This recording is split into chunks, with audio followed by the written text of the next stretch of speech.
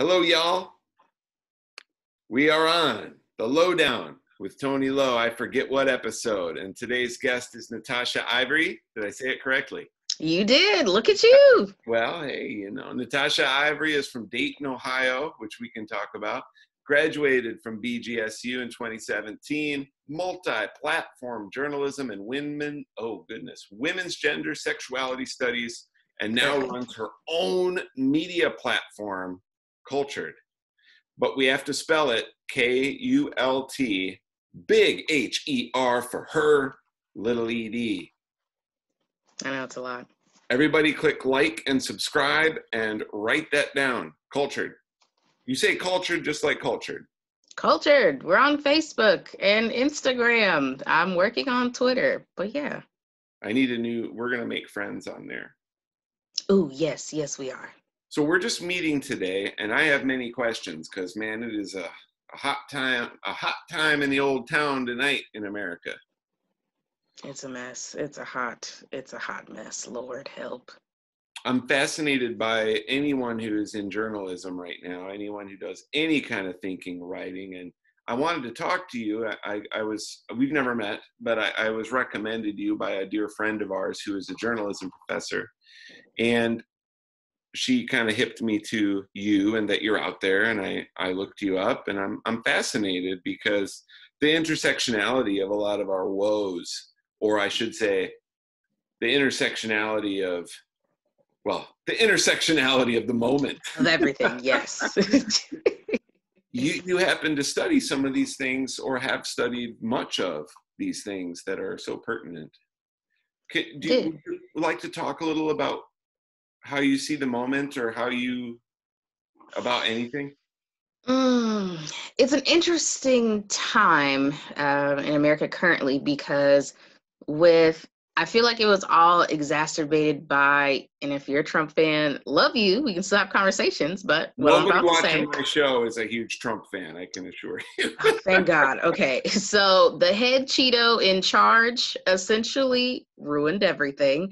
So this is now why we're in the middle of a race war. It's interesting because people are just now acting like Black and brown folks are existing.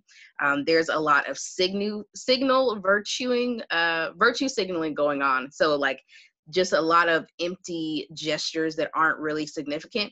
For example, even though I love them, Dixie Chicks recently dropped Dixie from their name, and they're now the Chicks, and they dropped March, which is a Black Lives Matter protest anthem. So that's not really virtue signaling, but that's not what we asked for either. We really want unarmed people to stop dying. That's it. We want the police to stop killing us. So we're in the middle of a really interesting racial time of unrest.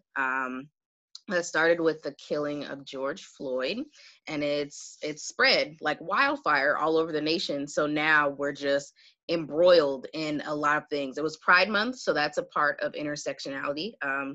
There's Black women, especially Black trans women, being killed at an abysmal rate. It's really gross. And Black trans women, they don't just get killed or shot. They get murdered, like they're decapitated, they're raped, they're set on fire. That's something that's huge right now, prevalent. And then also COVID. We're in the middle of a pandemic. And it's interesting because when COVID first started, there were guidelines on who it would hit. So not necessarily us. It didn't really affect African Americans. Now we're the poster child for it, as we are for every sickness. And we benefit always the least. So just like Hurricane Katrina, Black folks are always kind of left to pick up the pieces when something happens, when it affects us the most, when it wasn't supposed to. So all the systemic racism, the social unrest, the social justice commentary, it's a wildfire right now. It's just like a madhouse. I'm just sitting in my room and like everything's fine, and there's like little fires everywhere popping up. It's a mess. It's a mess, y'all. So if I can jump in, you said a lot there, and I agree. Something we've talked a lot about, or I have talked a lot with people on the show about, is that you cannot in this country peel apart racism and class division because it was built that way. And it's important to note, you didn't say anything incorrect. however, I want to add to what you're saying that George Floyd didn't kick this off. It came to a head in the popular thinking with George Floyd. And, pandemics historically and people being sheltered, locked in, imprisoned, it's been shown that these are psychological conditions that prime the pump for what people call riots. I'm calling this particular set of riots an uprising. There's protests, there's pushback, but this started before there was an America. And that's the problem, is people are surprised by George Floyd, but those people who are surprised are only the people that didn't know. Because there's people that have been knowing for, on this continent, 400 years, but beyond that, elsewhere. And to add to that too, you mentioned Black trans women. And for folks that don't understand what we're talking about, anytime you have a group that's so intensely marginalized as the Black American people, and then you take a subset that's also marginalized, well, it's like folks feel completely free to do anything, and they even feel it as anger toward people just trying to express whatever there is. I did a talk with a guy named Nick Ryback about gender and what it means to be a man, where we broke this down pretty deep. So if anybody wants to watch that, go ahead. But what there's so much there. I think I'm just going to pick somewhere to start. Let's start with systemic racism, and why can't we separate it? Why can't we separate oppression of Black people in this country from oppression of the poor? How does this all play out? We can't separate them. Oh man, we can't separate them because they go hand in hand. When you historically look at African Americans, even the story we just talked about, like picking yourself up by your bootstraps, we do not have that chance, and we never will have that chance. I just read an article that talked about Black folks and how long it will take us to catch up economically with the rest of the world. And that's another 300 years we're looking at. So when we talk about the intersectionalities about being Black, poor, drug addicts, teen pregnancy, all those things go hand in hand, and it's systemically set up. A lot of people don't think about that, especially a lot of people who don't look like me. They've been told the American dream, and if you just work hard and go to college, you'll have the white picket fence. But from the beginning, systems such as the criminal justice system, the prison to school pipeline, school to prison pipeline, the push out effect of Black girls, where Black girls are 2 times more likely than their white counterparts to be suspended from school for the same acts, just like a Black person is, I believe, 3 to 4 times more likely to be arrested for cannabis, something that's been widely consumerized right now by white people, but Black folks have been using cannabis, but we get jailed for it at a higher rate. All of this is hand in hand. So when we talk about the oppression of poor people, we cannot not talk about the oppression of Black people and people of color, because they go hand in hand. That's how they're set up. The way I like to talk about it is, no matter how you think about doing business, if you come to a transaction where one person has a lot of cash or a lot of capital and the other person has none, or even worse, whatever capital that person has, person A gets to keep, there's no way you can separate that inequity from that situation. And a lot of Americans just don't know American history. We know what we learned in school, but we don't know what actually happened. We talk plenty about things like, prior to the Civil War, like, who was it? Pierce. So Pierce finished the transatlantic or the transcontinental railroad. What is it? The railroad goes all the railroad. We know. people don't know that leading up to the Civil War, a major cause of all that was, one, previous president, I guess it must have been Polk or somebody, bought, and who gave him a right to do this, bought half the country, like a whole third of the West, or the whole of the West, a third of the nation was just bought. And then when they were running that railway across, I mean, where do you think that money comes from, first of all? I mean, it's that economic thing we're talking about. That's built on the backs of black and brown and yellow and every kind of non-white, which is just a made-up thing anyway. But anybody that didn't fit our definition of white, it's built on their backs. So we drive that railroad across the country. People don't know that a major lead up to the Civil War was a fight for where does it go, and a lot of that has to do with where we want to move bodies to, where we want to allow slave labor, and will there be slave labor out west? That was a major talking point leading up to the Civil War. And people think, well, the Civil War ended and we abolished slavery. Cool, man. Then we had the Black Codes, and we had then Jim Crow. And 1965, people were still fighting, and It's monumental, yeah. And y'all, that's not that long ago. Y'all, I want you to know, Black people were not free on the 4th of July. I repeat, I know you learned it in the history books. What a shocker. We were not. No, we weren't free until actually I think it was June 19th, 1965. That was when the last portion of the slaves were free. That's why we celebrate a holiday called Juneteenth, because that's when we were actually free. We were not free on the 4th of July, July 4th, 1776? We weren't free.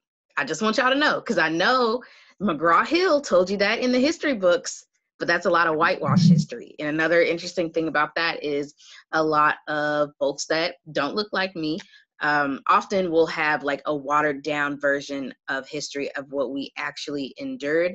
That's because it's glossed over in the textbooks. And that's another definition of white privilege, because I had to learn your history at every turn in my textbook, and you only got to learn a portion of mine. And it was whitewashed to make it seem like, I don't know, it's a Disneyland fairy tale version of like Pocahontas, when it was not. It was a massacre. Everything was a massacre.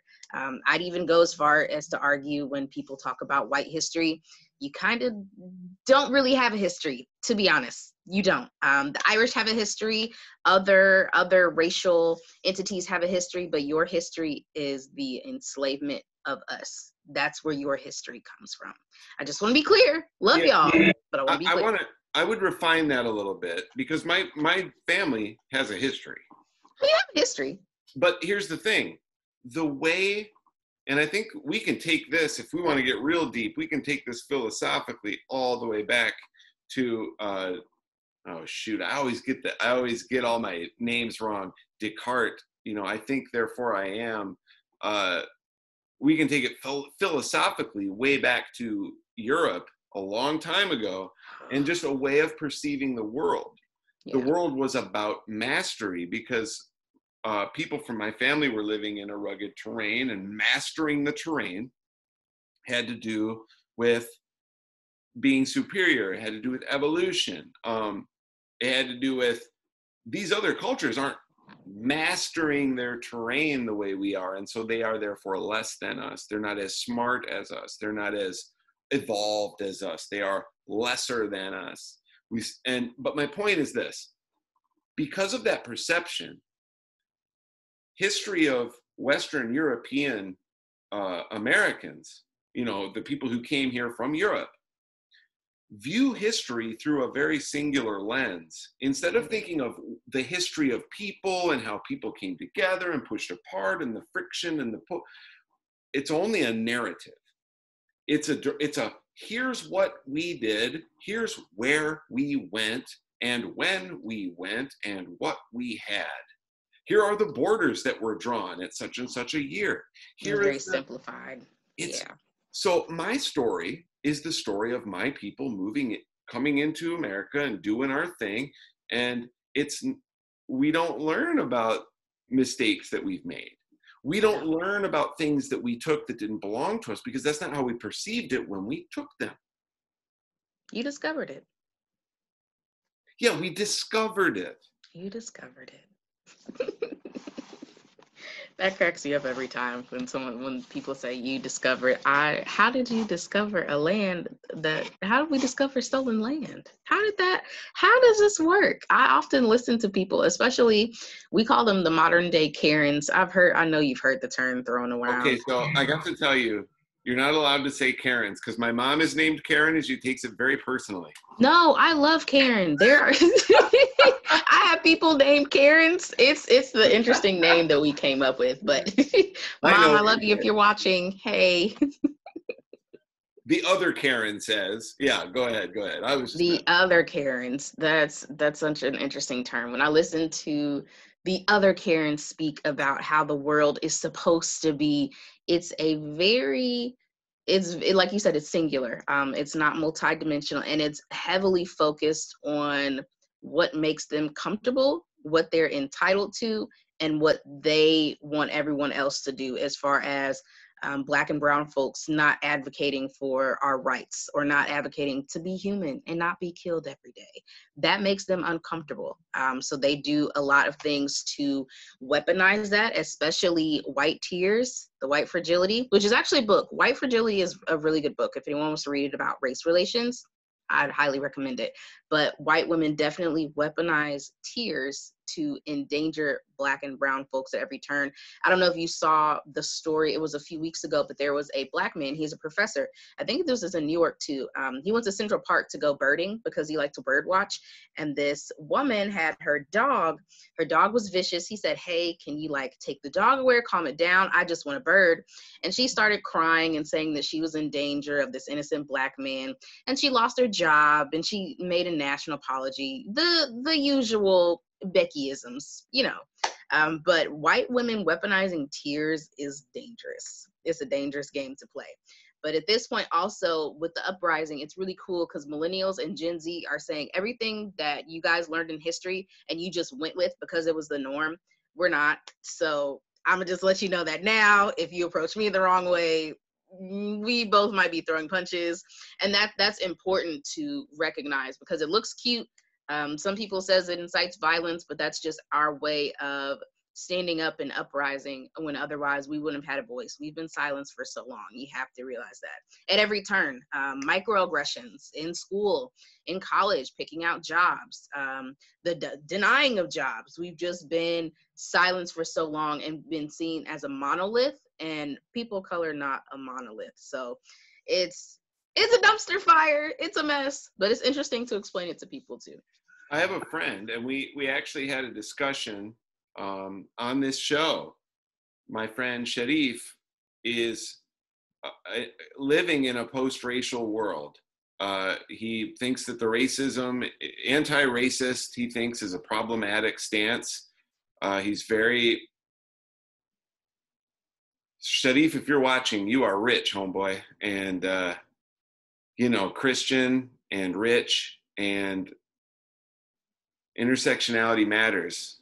Also he grew up in Egypt, as a Coptic Christian. And his idea of this post-racial America is frightening to me. And he has since gone on to write much on social media. He's got an all-out campaign against specifically the book, White Fragility. Wow. He is very combative of it, and he will not admit that he's choosing. I keep telling him, you're choosing a very interesting fight to fight right now, and it doesn't look good. Yeah, that's an interesting hill to die on. Especially for a man of color.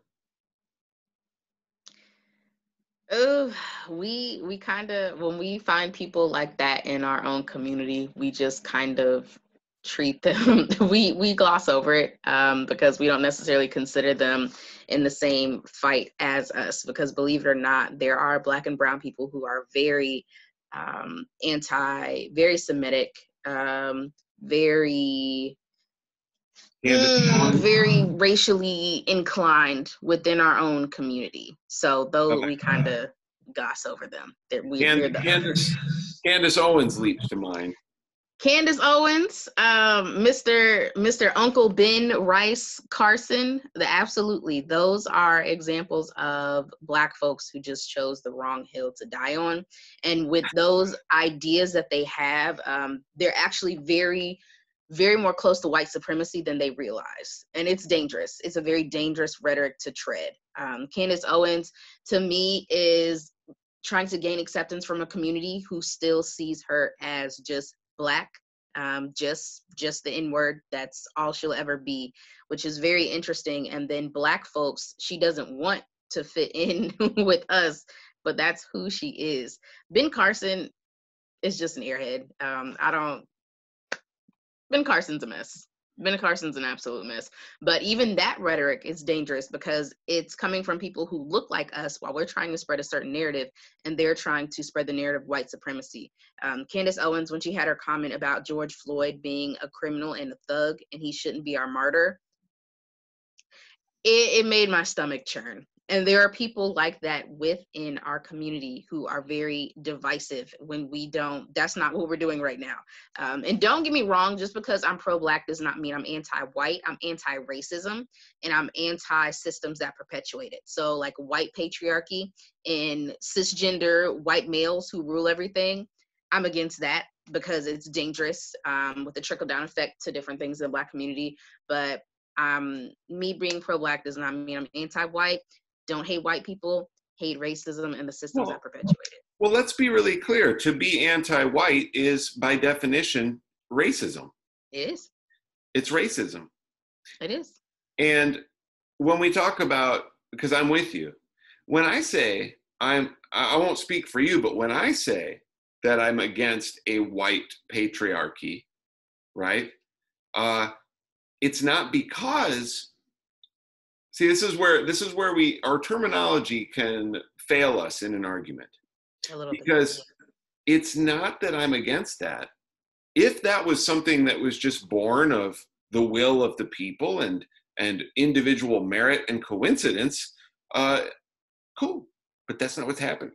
It's not. What's happening is we fight tooth and nail against everything that should be sacred to humanity, like not letting people suffer to maintain that white patriarchy.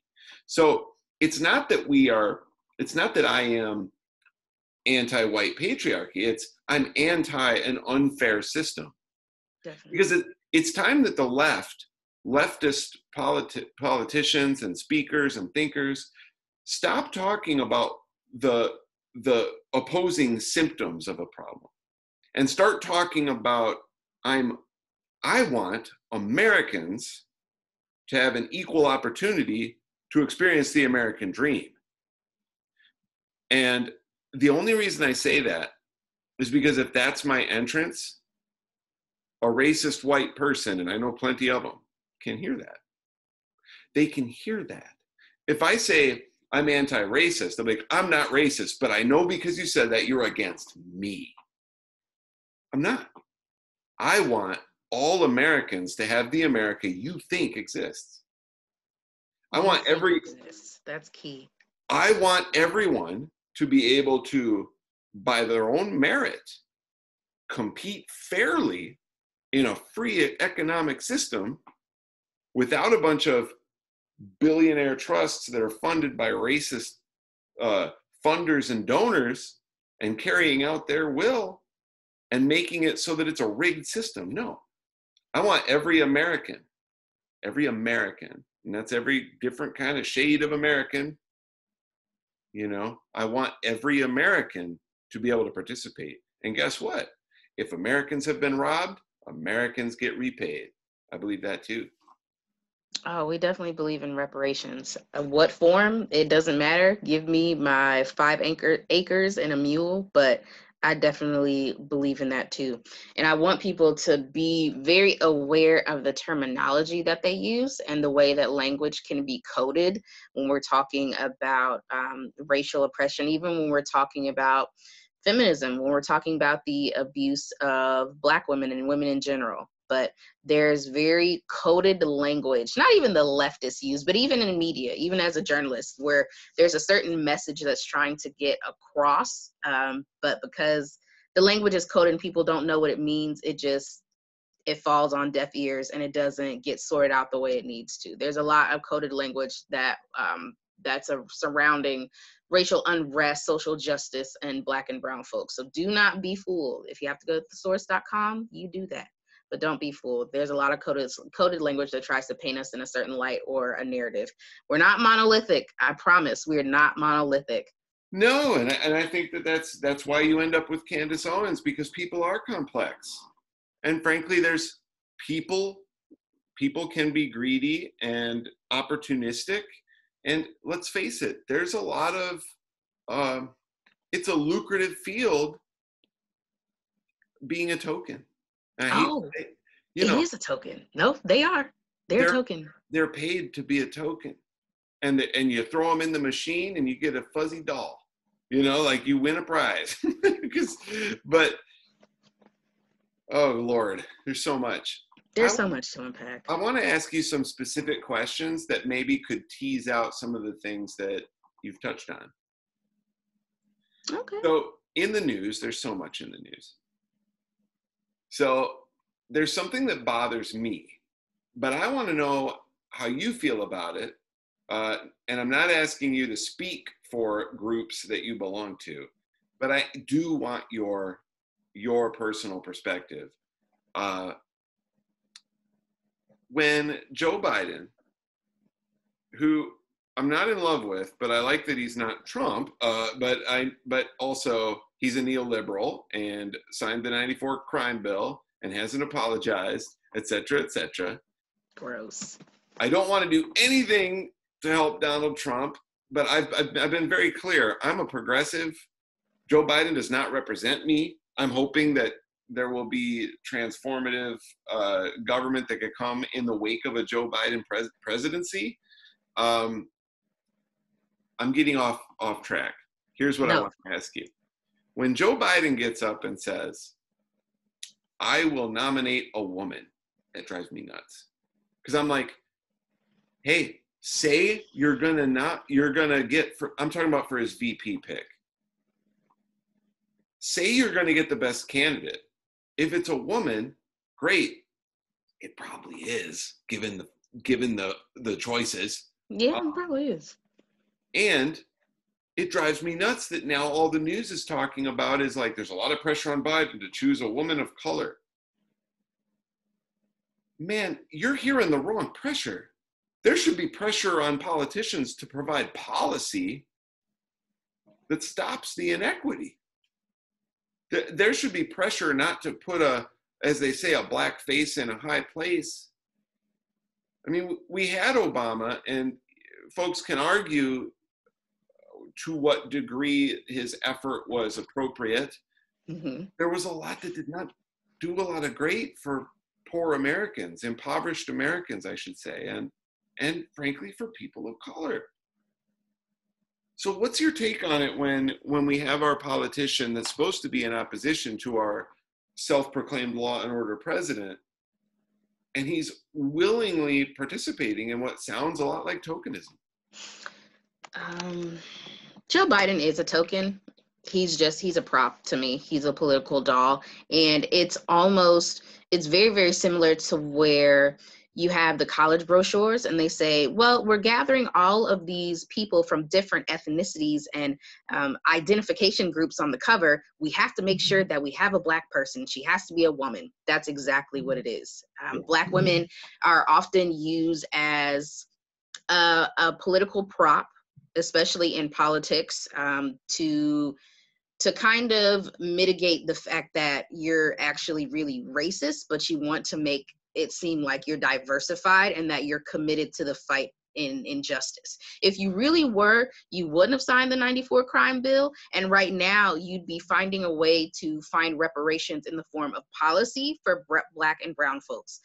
Black women have always been used as a political prop.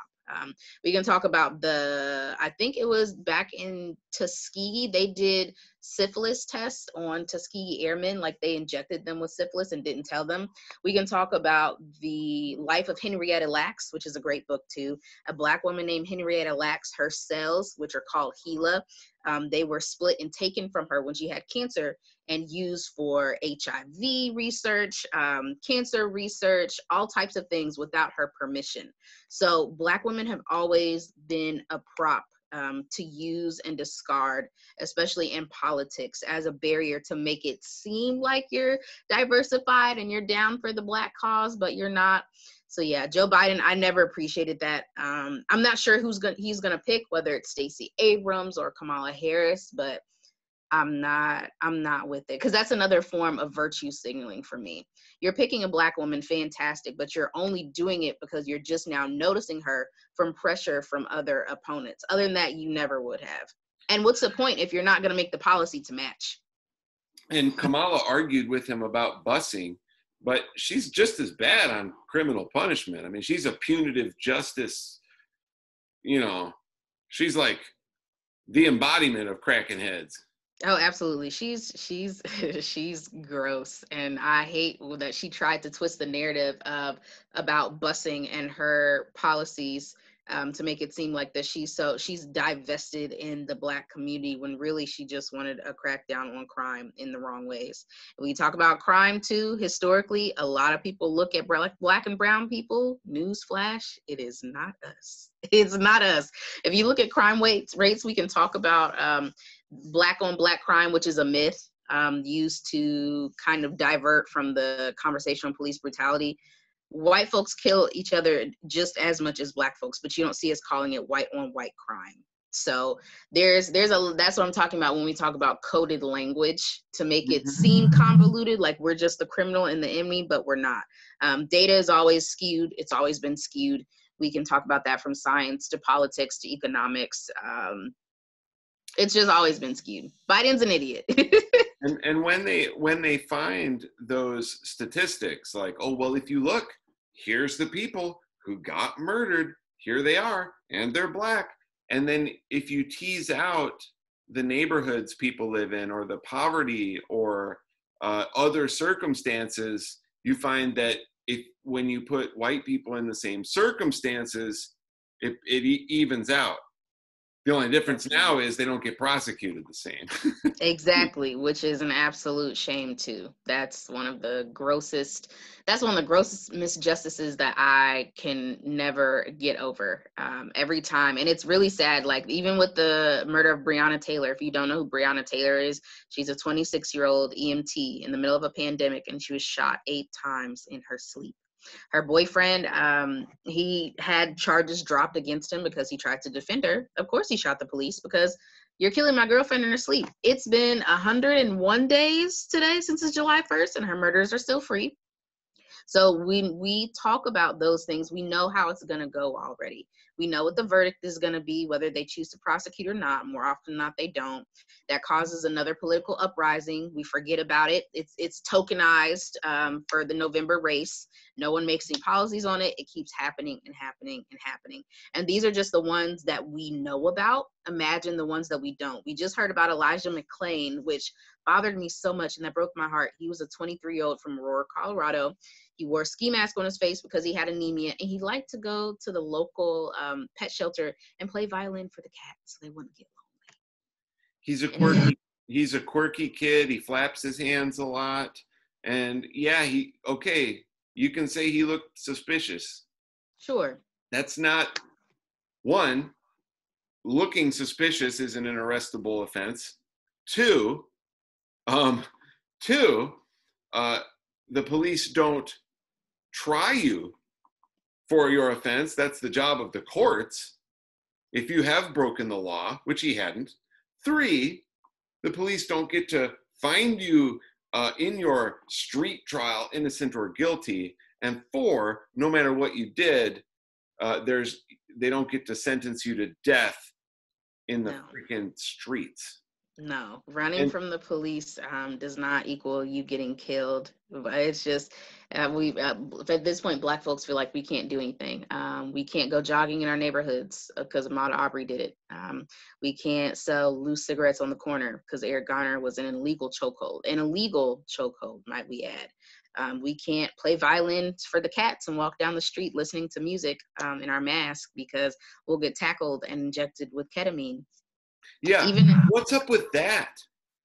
When did the cops start having access to ketamine? That's what I want to know. I've never heard of that. Like Narcan to Never. revive addicts, sure. I can understand that, but ketamine? That's unbelievable. And just if anyone's listening, they don't know what we're talking about. So um, this young man was injected with ketamine. He was having a panic. That happens when you're hunted in the streets and you're a child. You know? Um, let me back up. I'm going to say a couple things because I can kind of almost hear an opposition voice coming from somewhere. I want to say this. For being an Ohio farm boy, when I left for San Francisco, I was already pretty woke, as they say. I still, because we don't see it here in rural Ohio, on the farm in the little town I went to, we don't see the things that people see because there weren't very many Black people. That's the key. They were all white people. So there's no reason for it. I grew up, my family, my friends, we grew up in a world where not only did the cops live in our community, but we knew them by name. They were helpful to us. And they're the people you call when you're in trouble. All the time. And so the belief around racism, when you grow up like that, it's pretty easy to understand people enough, and you meet people and you're like, yeah, some people are racist and some people are not.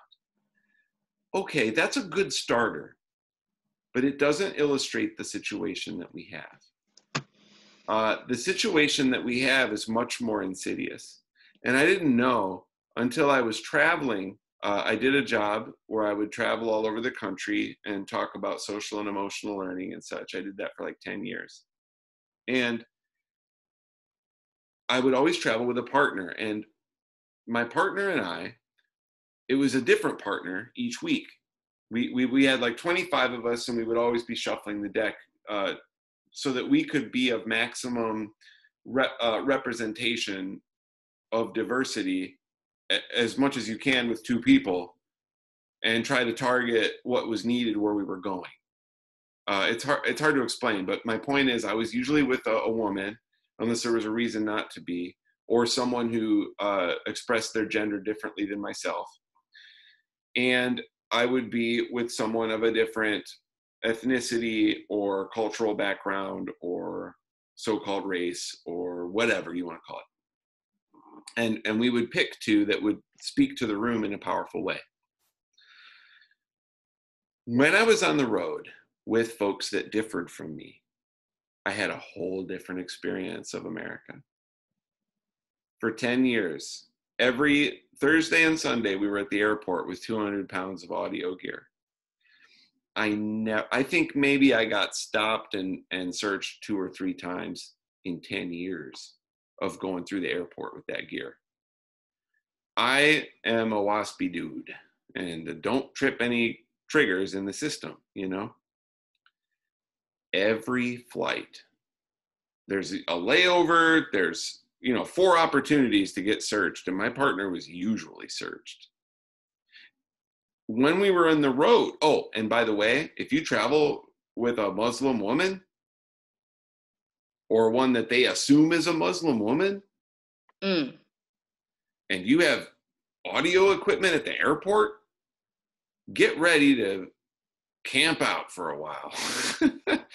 On the road, driving our rental car, I grew up with, I got pulled over the other day, and the officer came up and said, sir, do you have your license and registration? And I said, yes, sir. I handed it to him. He said, you made a rolling stop at that stop sign. I'm not going to write you a ticket, but don't do it again. That was it. And that's what I'm used to. When I traveled with my cohorts, it was very rare. We got pulled over more, a lot more. And it was rare that they were remaining in the car. It was, they walk up to the window, can you step out of the car, please? Often they would have to get in the car with the police officer. Sometimes they had to put their hands on the hot car.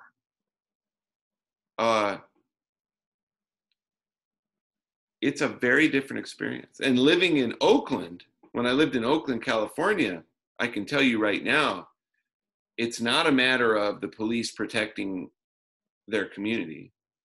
The experience is there is an expectation. They've been trained, and it's not just that there are racist cops. There may be, and there may not. You could have two non-racist cops in terms of how they personally think that they see the world. And yet, they have been so trained in a military style training, given military gear, and trained to do their job in such a way that they're going into what they perceive as a war zone. They're walking into a place where they expect the community to be breaking laws. And they are there to bust them. They are driving around, seeing who looks like they're up to no good, so that they can get out and start a discourse with that person. And so people walking around on the street, man, if you live in Oakland, in those parts of Oakland, you're not sitting in your house. That's why people pay so much to live out there. You're out on the street. You have your lunch at the farmer's market. There's a farmer's market every day. You walk, you take the train, you're goofing around. If you're a teenager, you're not hanging out in the crappy low rent housing that you're allowed to stay in. You're out enjoying the park. You're out with your friends. And guess what? The cops are there to get you. And if they get you 3 times, you're going to prison, Holmes. And me and my friends, when I was in high school, I guarantee you, we did far beyond the average amount of dirt for teenage boys. Because we were high all the time. But the difference is there were no police around. And if I did see Charlie, I would just, hey, Charlie. Right? In school, I straight up passed out in the bathroom because I was high on barbiturates, because I was that kid. I woke up to the principal nudging me with his foot, and he just said, go back to class. Now, was I discarded? Did he care about me or what might be going on in my life to cause me to be a trouble teen? No, he didn't care. He didn't want to bother with me. He just wanted me to get up and go to class and not be a pain in his butt. Okay, that's cruel to any child. But had there been police in my school, it would have been an entirely different situation for me. And so when we talk about racism, we're not talking about someone's opinion. We're talking about a system that people participate in that creates outcomes and extreme inequity that is destroying the lives and often taking the lives of American citizens. And the young man we're talking about who got anxious when he was being felt, look, just so nobody argues, he felt that he was being hunted in the street. The officers injected him with ketamine. Ketamine is a powerful, powerful hypnotic. It's not even just a sedative. It's darn near hallucinogenic. And it's what doctors use to put you under to do surgery. It's a serious drug, and it's what killed Michael Jackson. It's what people screamed, why would a doctor give a man that? And you don't hear anywhere near that kind of outcry for a cop carrying ketamine. Look, I was a musician long enough and a trouble teen long enough that although I gave up drugs long time ago, I at least still know people where I could probably get some if I was so inclined. I'm not, but I wouldn't know where to look for ketamine. That's some dark stuff. And they injected him with it. And to be clear, Elijah was only, I think, 190 pounds. So imagine officers who are bigger and stronger than you injecting you with a powerful, harmful sedative and hallucinogenic that is twice the amount of your weight. The amount of ketamine they injected him with was meant for a grown man, about 200 to 250 pounds. Imagine that surging through your body as you're saying a soliloquy. I mean, a soliloquy.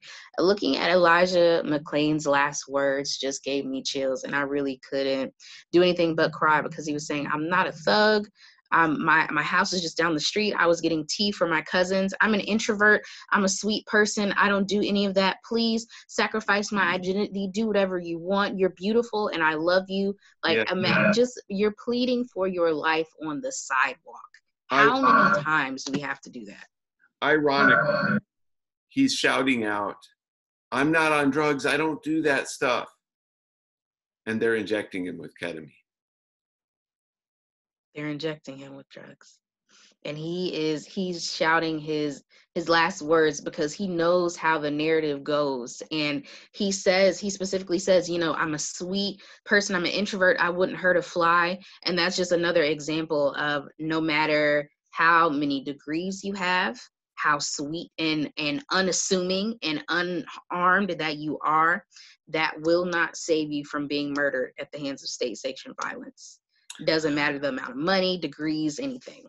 I want to add something else too, because I worked in special education for a while, and I was a vocational and life skills coordinator at the California Autism Foundation. And what that means is I would take young people with autism, but also with some severe emotional disturbances, and I would take them to job sites. And the idea was, hey, employer, I'll write a grant and I'll get them covered for their income for 6 weeks or so. I'll train them to do the job for you. And if I can train them to do this job and be worth like 2 employees for you, because we can do that, especially with some of these ones. I mean, these are those kids that can read 2 pages of a book, one with each eye. Like, they're not quite right, but they're also really, really, really right. Really. Here's why I bring it up. By necessity, when you work with people with severe emotional disturbances, they can be very violent, and that sometimes they have seizures, sometimes they have trauma and something trips their trigger. Anything can happen, and sometimes they're just mentally ill and it gets wild. That happens. The reason I bring it up is that in all the time I worked there, I would regularly be attacked. And being a man on that kind of a job, who, I do have some, I'm not great at it now, but when I was a kid, when I was younger, I was good at martial arts. And I would be brought in to help when kids were out of control. In other words, to restrain them. Do you know how many people I ever kneeled on or choked or hit or roughed up? Not a single child. And when I say child, they're 250 pounds. They have some of them had a good 75 pounds on me, and they were trying to kill me with a rock or choke me with a extension cord or kill their teacher. And not only did I never have to choke anybody, I never even really touched their bodies or left bruises, because you manipulate them with their clothing. You're trained to do this. You're trained to restrain people. If I'm a police officer, and most of the time there's no need for someone who should be a patrol person to be physically manhandling an American citizen. I believe that should never happen. I mean, shoot, in England, they don't even carry a gun. Or at least they didn't for a long time. I don't know if they do now. But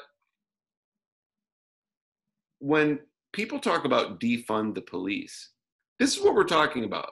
it's another one of those terrible slogans.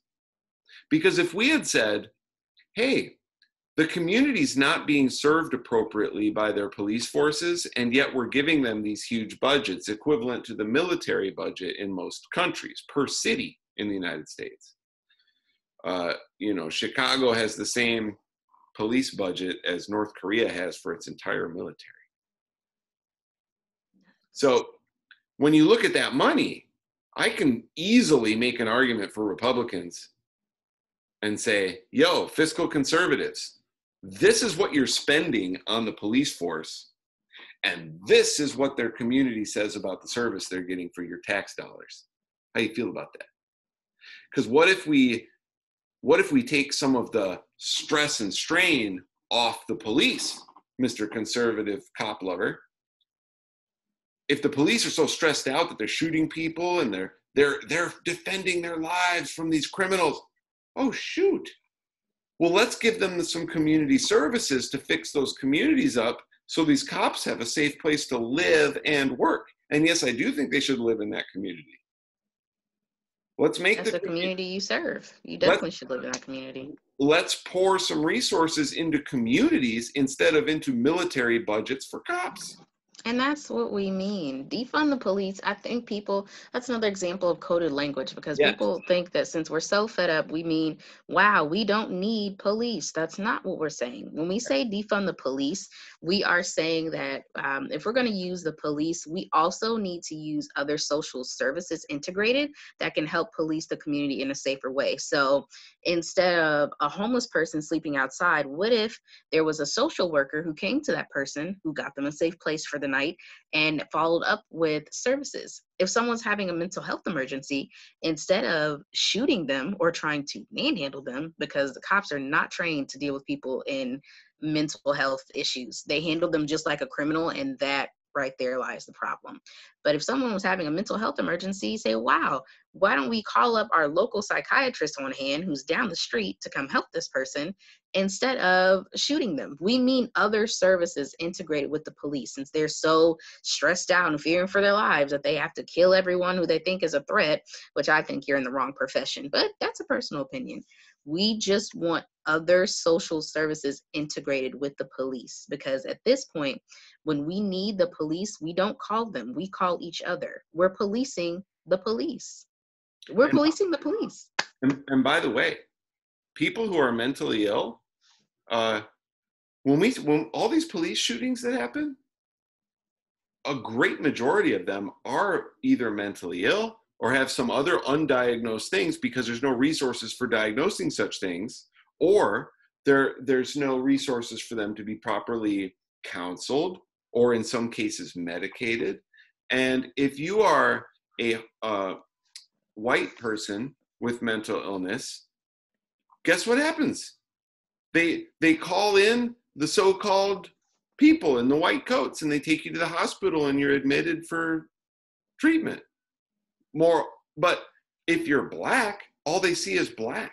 All they see is criminal. All they see is danger. Yeah. Shoot first before you find out if they're like, oh, maybe this person is mentally ill. No, they're like, maybe this person's on PCP and I'm not going to be able to handle them, so I better shoot first. Because that makes sense. And then most of the time they're not even alive after, so you can ask the proper questions of what would happen. And they're a headline. Would anyone even know that they were?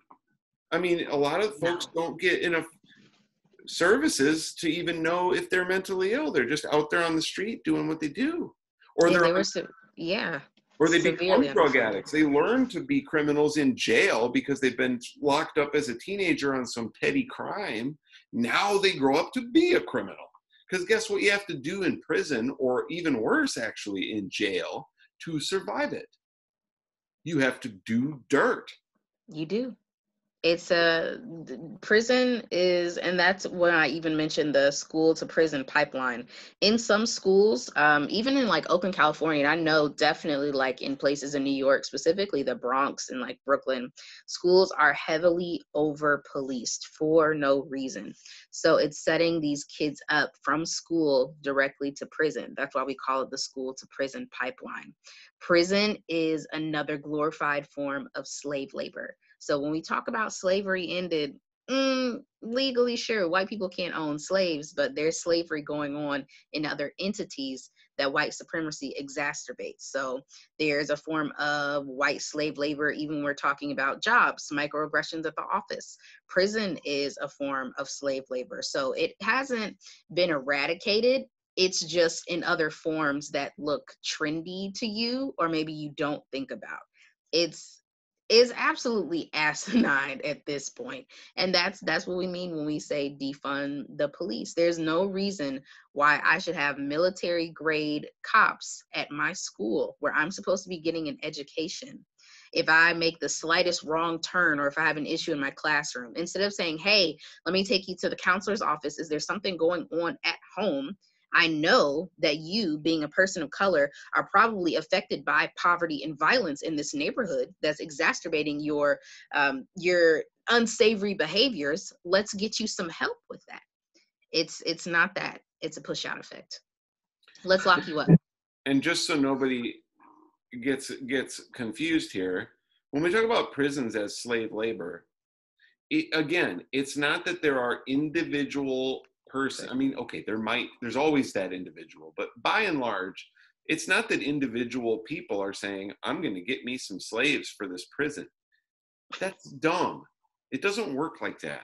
Nobody does that. Nobody wakes up in the morning and says they're going to be a slaver, except for a few really messed up people. What's actually happening is it's a for-profit prison.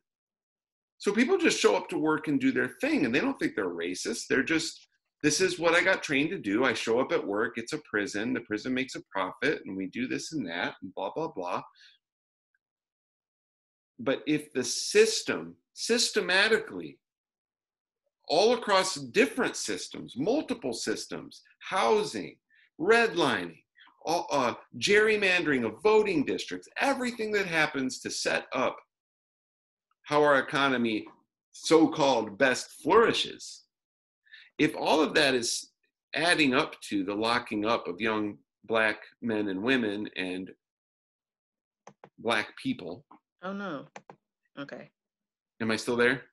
Where'd you go? Can you hear me? I can hear you. Okay, here we go. Came back. Okay, good.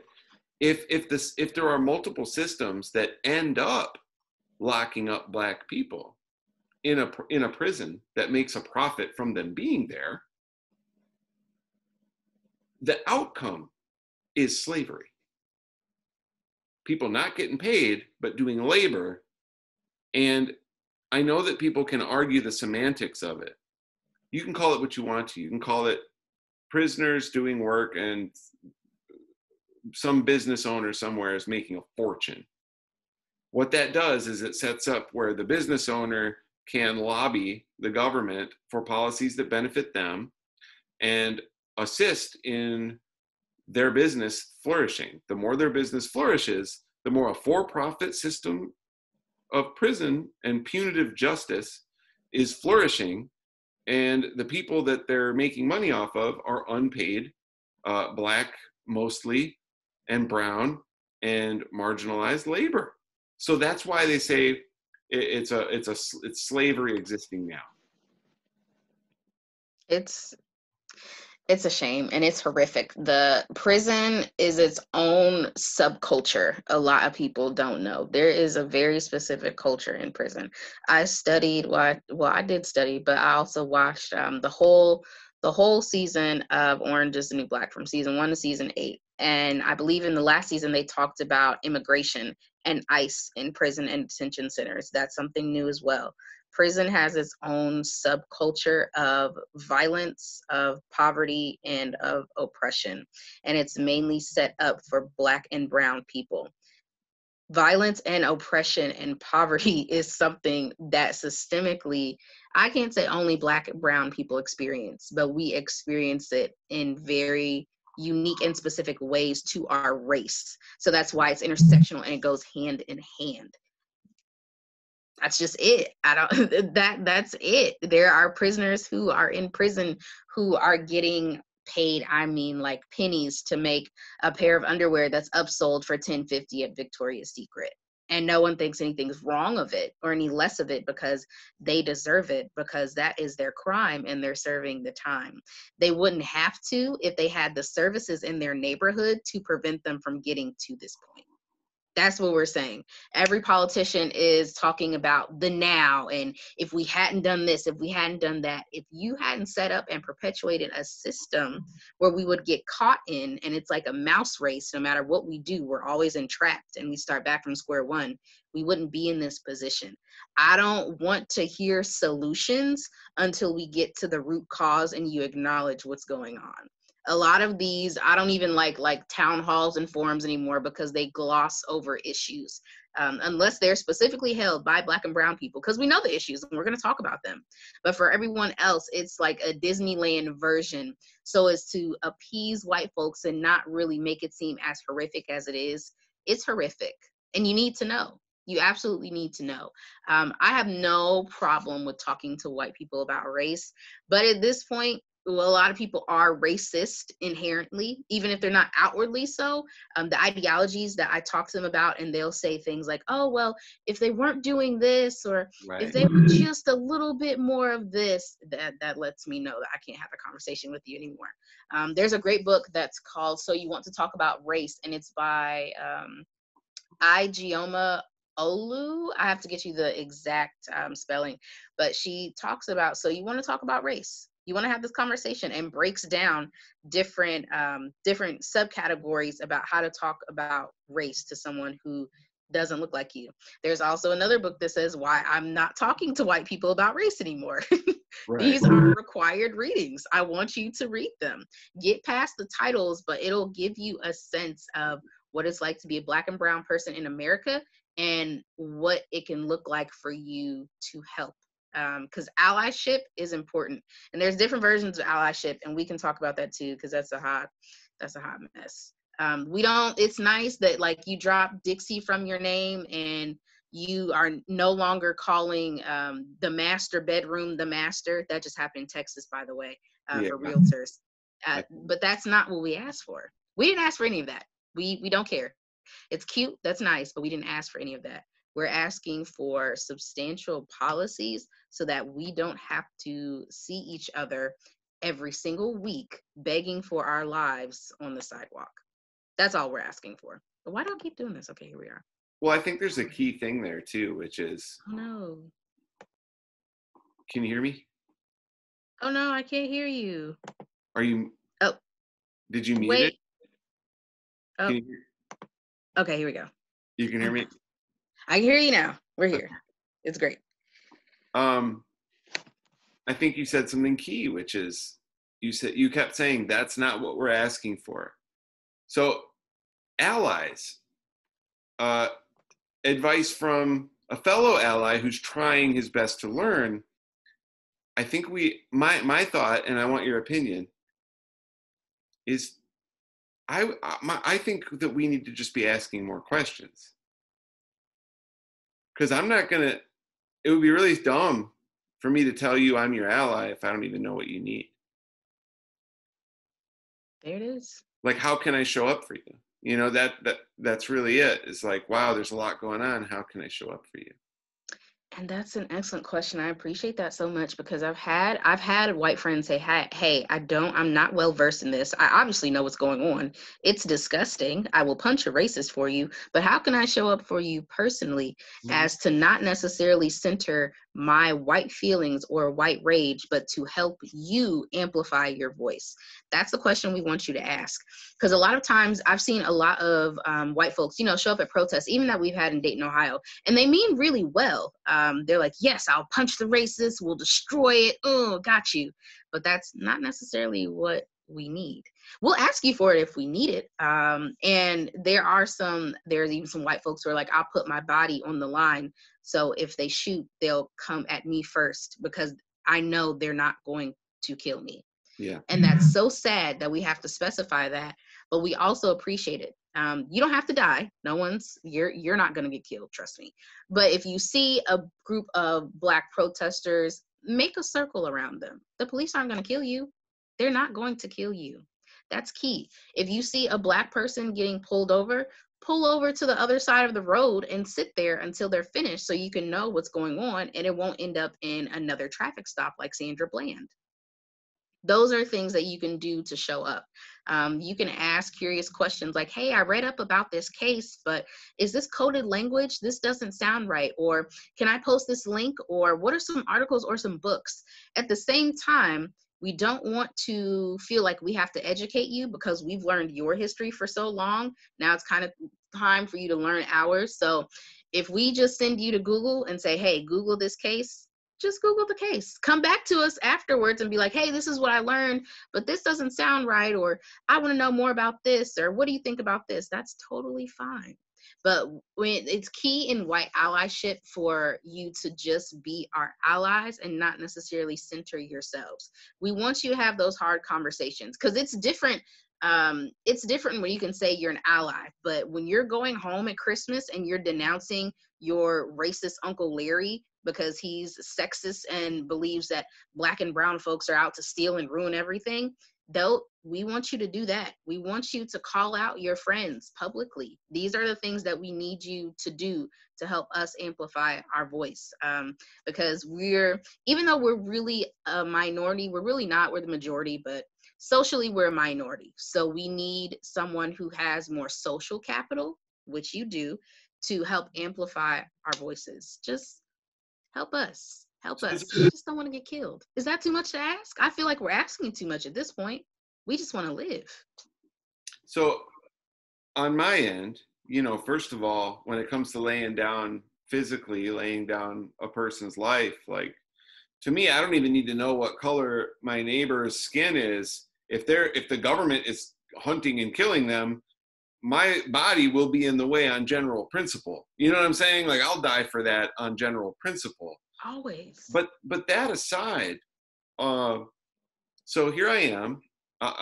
We can do this as an example.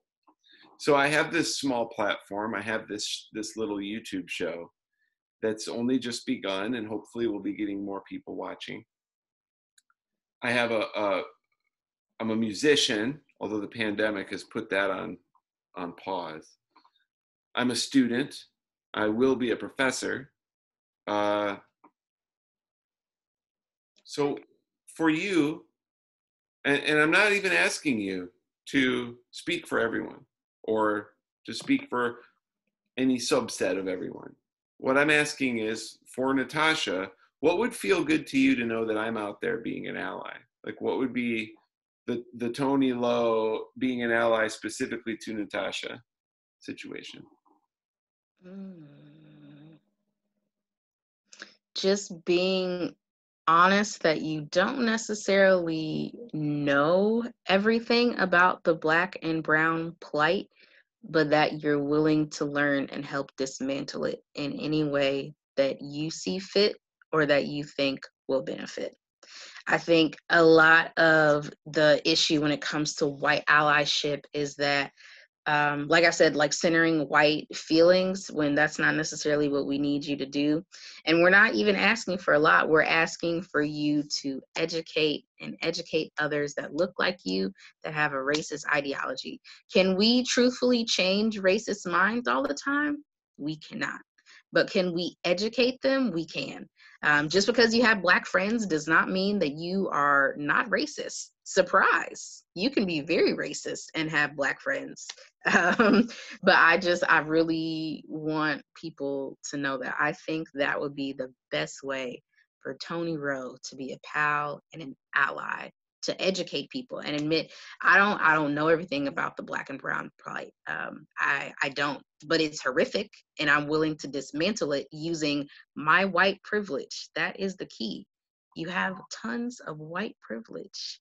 If you care about Black and brown people, which I know you do, we're having a conversation and we're friends now, then use it in every way you see fit to help amplify our voices. It does not have to be huge. We don't have to have you on Congress, but it can be in small, concentrated ways each day.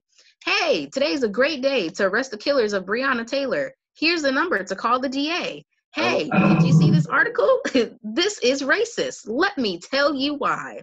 In small, concentrated ways, especially on social media, because social media is a huge purveyor of information and misinformation. A lot of people will see a small clip of something that happened to a person of color and they think, wow, this is crazy. They deserved it, not knowing the other side of the story. So here you could go and be like, well, actually, let me tell you why this is a lie. And we're going to break this down so you can understand. No, they did not deserve to die, because I'm pretty sure that you got high in your youth too as well. And all you did was go home and sleep it off. They did not. They got searched. The car got searched. They went to jail and they died in prison. Do you see what's wrong with that picture? So things like that, especially on social media. So in our conversation today, I noticed that because I want to be an ally so bad, I certainly can be thirsty, and I've read a lot and I've done things, but here's the thing. I just want to check in because I think it's a good practice and I want to be a good role model. I feel like I always talk a lot. I want to make sure that, like, how do you feel? Do you feel that, am I putting out too much? Should I be listening more? I mean, I was kind of chatty. We're chatty too. I'm chatty too. This is great. This is what we're supposed to do. I feel like it's a delicate balance of listening and researching. Yeah. When a person of color or a Black person says, hey, we need you to listen to this and amplify our voices, then you can ask curious questions like, okay, what should I do? At the same time, that's why I say it's a delicate balance, because we don't always want to feel like we have to tell you everything to Right. do. You can look at something and be like, wow, this is really racist and wrong. Let's break down why. Let me go on Google and do my Google. So it's a very delicate balance. But because you know history and you inherently realize that it's wrong, honestly, that's half the battle. A lot of people that I talk to are just like, well, this isn't wrong because they deserved it because they're Black and blase skip. No, you inherently realize this is wrong.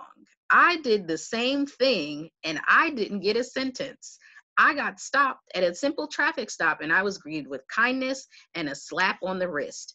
If Natasha was in the car with me, or if I saw Natasha get pulled over, she would automatically be asked to step out of the car. There is something inherently wrong with that system. And let's talk about the root cause of it and why. So knowing is half the battle. The fact that you know that it's wrong and you're even willing to help, that's like 80%. The other 20% is just advocacy. Talk to people who don't necessarily understand. Like we had the conversation about your dad. That might be a little bit of a different cause, but if you have friends like that, break it down and say, no, you are wrong. Don't be afraid to challenge the status quo as a white person just because you've historically learned that Black people are dangerous. We're not. If you know something's wrong, call it out. I've seen so many white people be tired of other white people's complicitness in racism, like fed up. I mean, yelling and screaming at all caps on Facebook, like, you didn't do your Googles, this is wrong. Those are the things that I appreciate, because we can't necessarily give you a cookie for being a white ally because we need you to be a good person inherently, but we can recognize that, like, wow, they're taking other people to task. And that's really what we need. If we're all going to be a big, somehow happy family and talk about allies, we need you to take people to task. I guarantee that if you're not friends with Joe and his Confederate flag and his ice cold Coors beer on Facebook anymore, you're not missing anything. Because there's cool Black people out there. Plenty. And there's nothing wrong with Coors either. Well, there's nothing wrong with Coors either. As far as I know, I don't know. That's so funny. I'm a wine drinker. I'm a little bougie. I like wine. Oh, is that right? I do. I love a sweet red. Here we are. Yeah, I used to get a good cheap red wine. Not cheap. Well, yeah, it's cheap, but it's good. When I was out west, we had Trader Joe's. Do you have Trader Joe's? Trader Joe's. Do you have one? I do. Trader Joe's is my entire life. That is so crazy you brought that up. So, I love Trader Joe's. I don't know where you can get it here, but they had a red, like a blend called the 7 Deadly Zins. It was 7 Zinfandel blended in a red. It's so good and it's cheap. To check this out. I know they have the 2 it's by Shaw and they call it $2 Chuck because it's essentially Chuck. I need to find that too. I think the 7 Deadly Zins is the best cheap red for me. I need to find this. Trader Joe's is my entire life because they're ethical. They wear Hawaiian shirts. Like, Yeah. how could you not appreciate that? They I, always speak out about issues. I would like to see more Trader Joe's in low income areas, though. I would like to see that because they kind of are in, even though they're affordable, they're in the affluent areas. That's another level of capitalism we got to talk about, but I would love to see that. But I love I Trader miss Joe's. Trader Joe's a lot. We don't have much here. I know. Well, what part of Ohio are you in? Are you near BG? I'm in BG. Okay. Okay. So yeah, you would have to travel. Well, I live in Dayton. That's only 2 hours away from BG. I always used to travel. It used to take me 2 hours to get to school. We Yeah, have Trader Joe's here. my band used to play in Dayton. Come on up. We'll go to Trader Joe's. We'll take a trip. It's my favorite.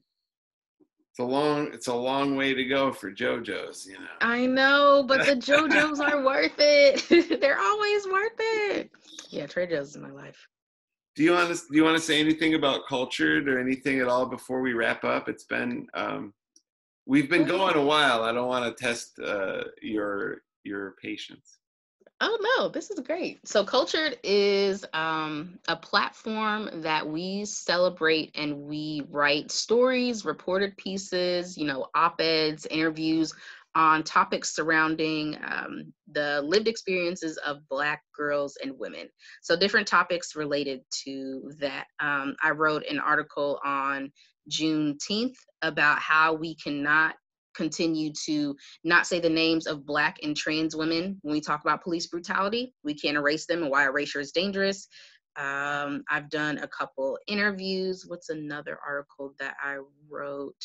I have some good stuff on there, okay? I drop gems, but that's what kultHERed media is. And I was very specific in Black women and girls because oftentimes we don't have narratives specifically for us. When we talk about media, we talk about like New York Times and Washington Post, but they're all often whitewash narratives of things that really happened. So this is direct language from the culture to let you know. We celebrate, we uplift, we ask critical questions, and that's what kultHERed media is. I do accept guest submissions, so if you ever want to write about it, come on over. We can talk about it anytime, any place. But yeah, we're on Facebook. The website is kultHERedmedia.com. www, and I'm working on getting a Twitter, but it's kultHERed media on Facebook and Instagram. And I usually upload twice a week. I wrote an article and I've been tweaking it. I should send it to you. Come on over. I'd love to. Can I tell you what it is? What's it about? It's the latest thing I worked on. It started as a something I wrote for a class, and then it grew into this monstrosity of personal curiosity. But I wrote a companion piece to the film Dirty Dancing.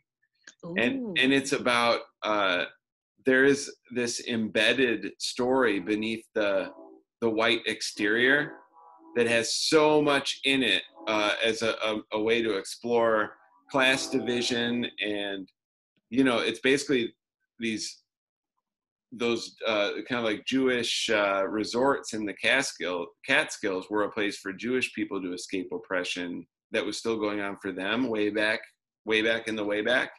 But then it was a place where then Black and brown people were pressed into service, so it's interesting. You have one group kind of escaping oppression, but another group falling under that oppression. And then the story is being told with this veneer pasted over it of a white girl coming of age. And what's interesting is based on the way people are treated and who's in the background and what music they play and everything, there's this framing of Patrick Swayze and the men in his dancing group as they're treated as brown characters, and yet they're not.